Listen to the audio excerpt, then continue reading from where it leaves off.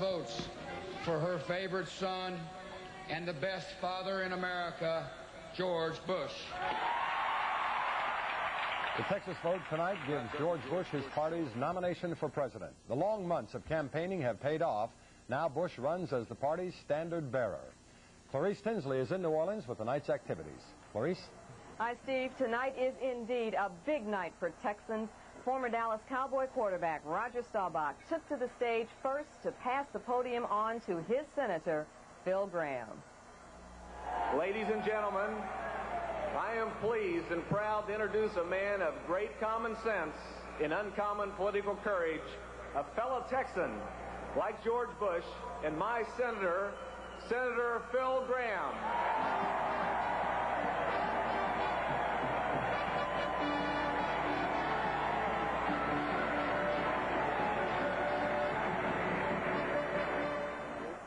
Report on Senator Gramm's nominating speech, let's go down to the floor of the Superdome and Channel 4's Steve Stoller. Steve?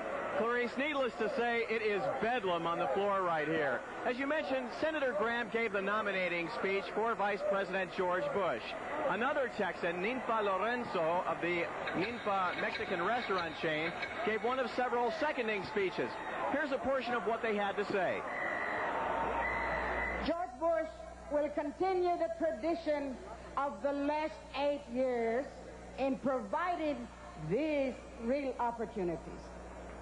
It is why I'm here to say to you, like we say in South Texas, que gane el mejor hombre, y el mejor hombre es George Bush. ¡Que viva Bush! Mr. Chairman, I nominate for President of the United States George Bush of Houston, Texas.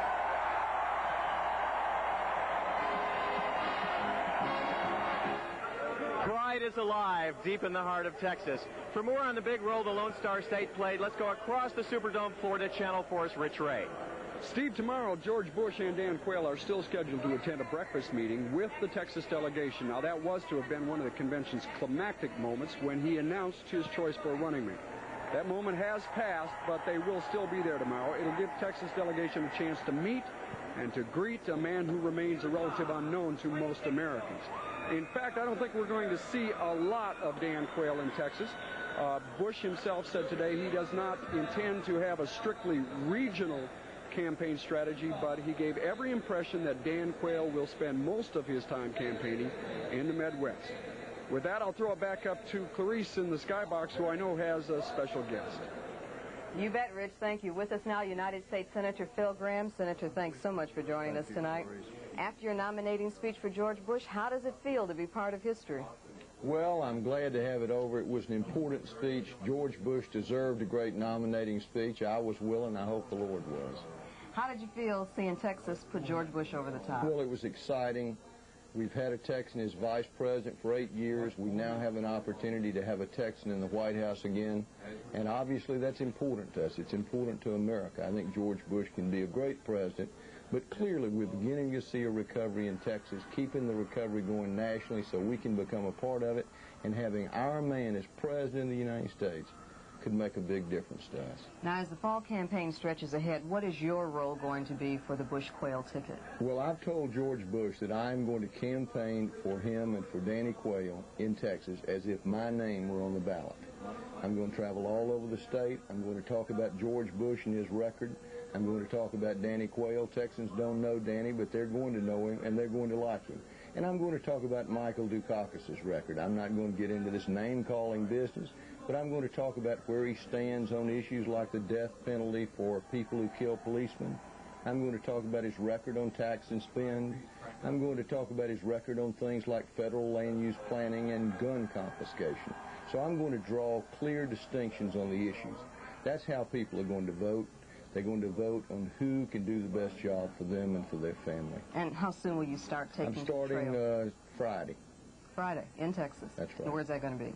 I'm going to start in Houston with a press conference focusing on the fact that our economy is beginning to recover. We've made strides.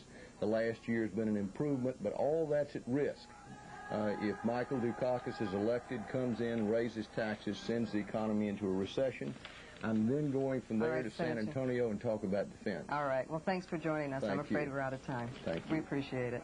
Steve, it's quite a night here in New Orleans, and there's more to come as the newly nominated candidate and his running mate meet with the Texas delegation tomorrow morning. We'll have live reports at noon, 5, 6, and 10.